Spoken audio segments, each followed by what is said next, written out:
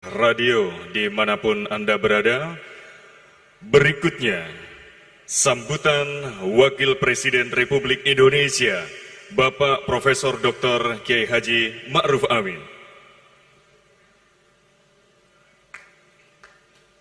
Assalamualaikum warahmatullahi wabarakatuh. Bismillahirrahmanirrahim.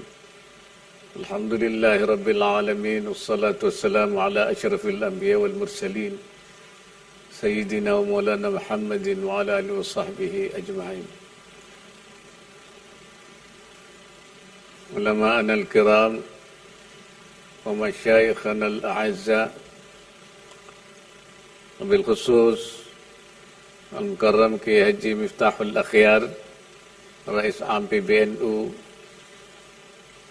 Kiai Haji Profesor Kiai Haji Said Agil Siraj, Ketua Umum PBNU, Ibu Hajjah Khafifah Indar Parawangsa, Gubernur Jawa Timur,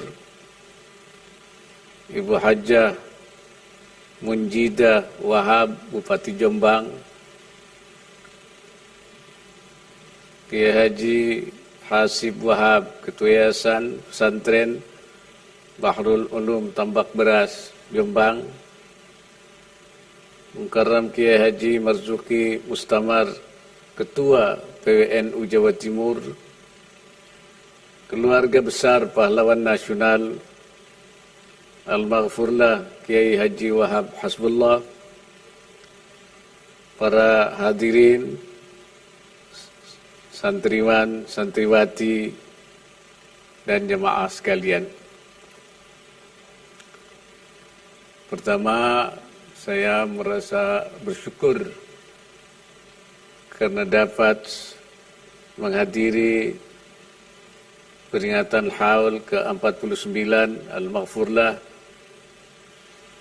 Kiai Haji Wahab Hasbullah, walaupun melalui virtual. Oleh karena itu, saya berharap kehadiran kita semua di dalam mengikuti acara haul ini mendapatkan barakah dari Allah Subhanahu wa Ta'ala dan juga keberkahan yang dipancarkan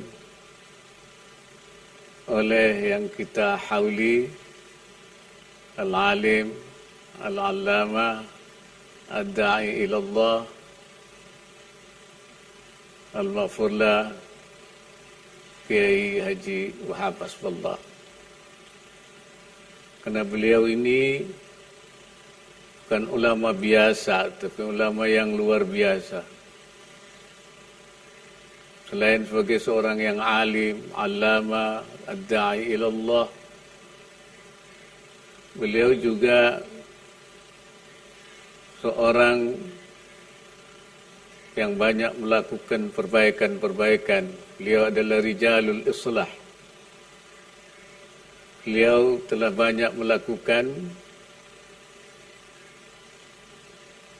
iqamatul musalih wal manafi', membangun kemaslahatan dan kemanfaatan, wa izalatul mafasid wal adrar, dan juga menghilangkan kerusakan dan bahaya-bahaya, baik yang menyangkut umat maupun yang menyangkut bangsa dan negara. Dan itu memang adalah menjadi tugas ulama. Dan beliau juga melakukannya tidak hanya sendiri, tapi beliau bersama-sama dengan para ulama, bersama dengan Hadratus Syekh Hasyim Asy'ari dan para ulama lain, melalui pembentukan organisasi Nahdlatul Ulama. Dan Nahdlatul Ulama, seperti dikatakan oleh Hadratus Syekh Hasyim Asy'ari, adalah jam'iyatu islahin, yaitu organisasi perbaikan, organisasi perubahan baik perubahan yang sifatnya itu dini ya, islah dini, maupun juga yang bersifat kemasyarakatan, ijtimaiyah, islah ijtimai. Oleh karena itu dalam berbagai hal NU atau Mbah Wahab bersama dengan Nahdlatul Ulama melakukan berbagai islahat, perbaikan yang tentu sangat dirasakan baik oleh umat dalam membimbing mereka sesuai dengan tuntunan Allah menuju kebaikan-kebaikan, dan juga perbaikan yang menyangkut kenegaraan, islah wataniyah.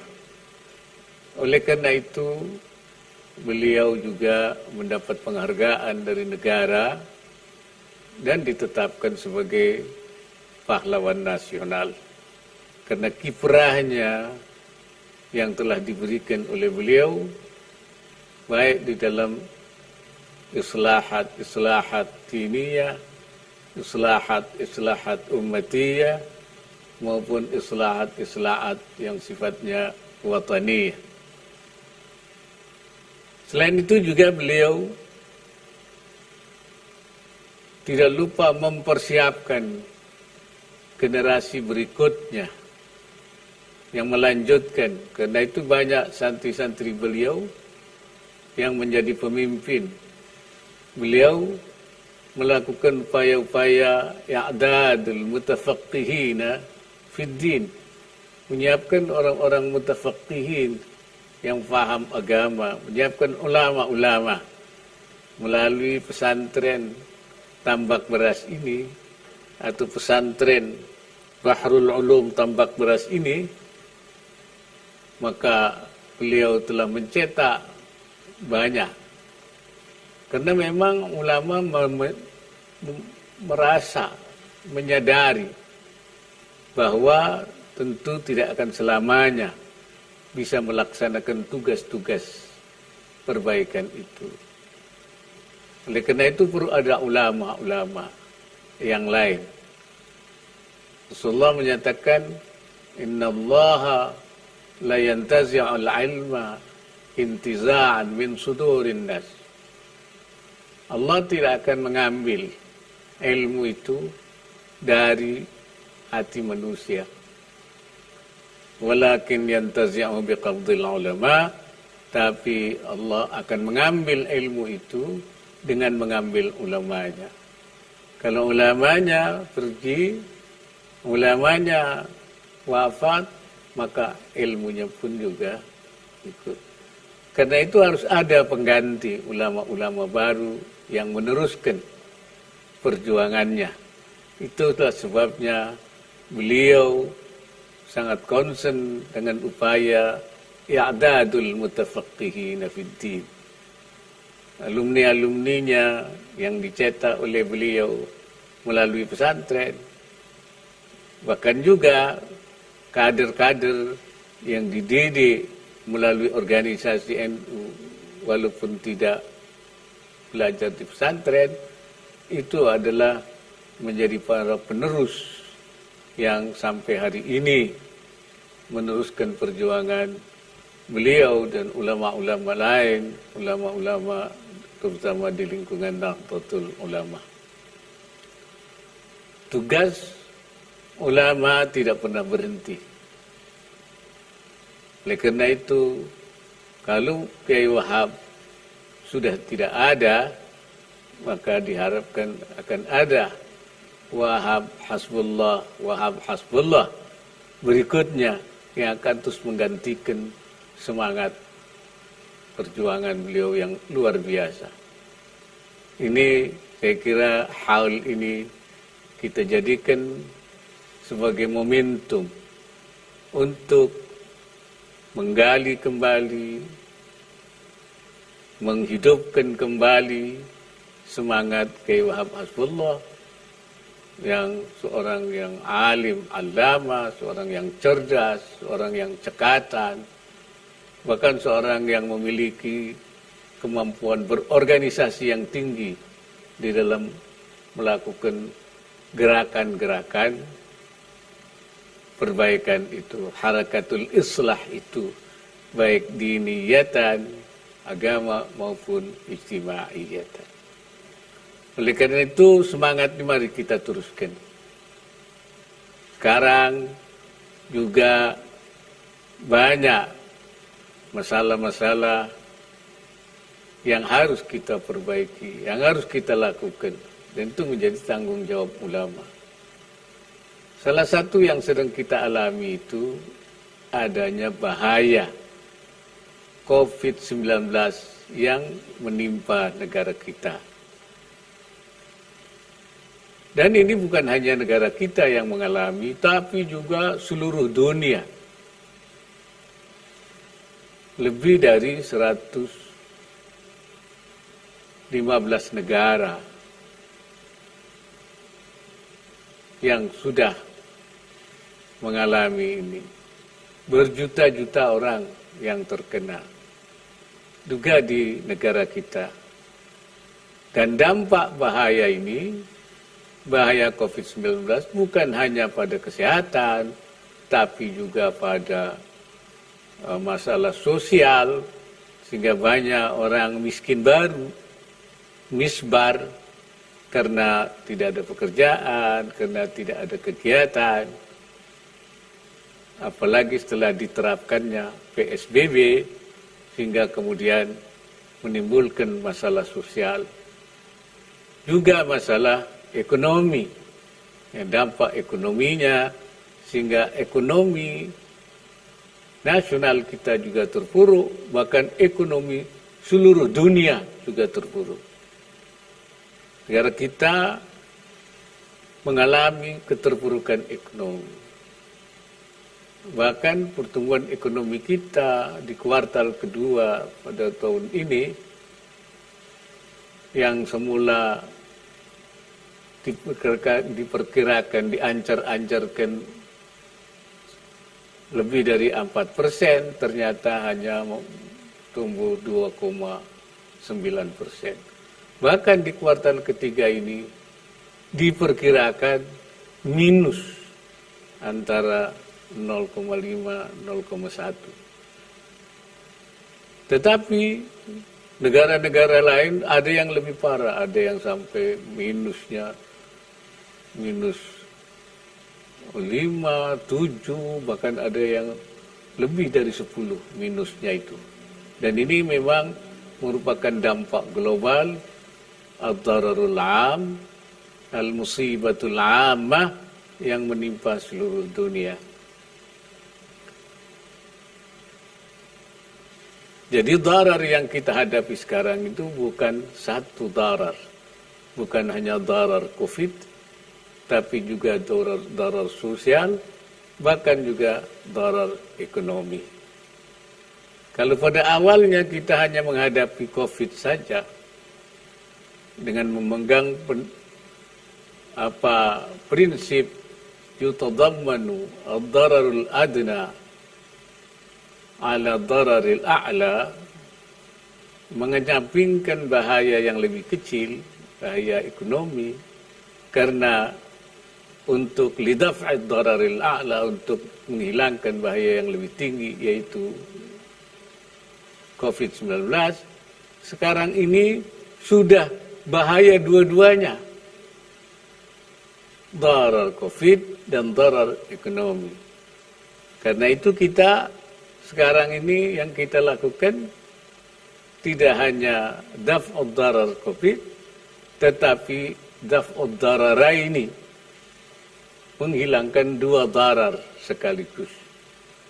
Menghilangkan darar ini merupakan kewajiban, bahkan hukumnya minimal fardu kifayah.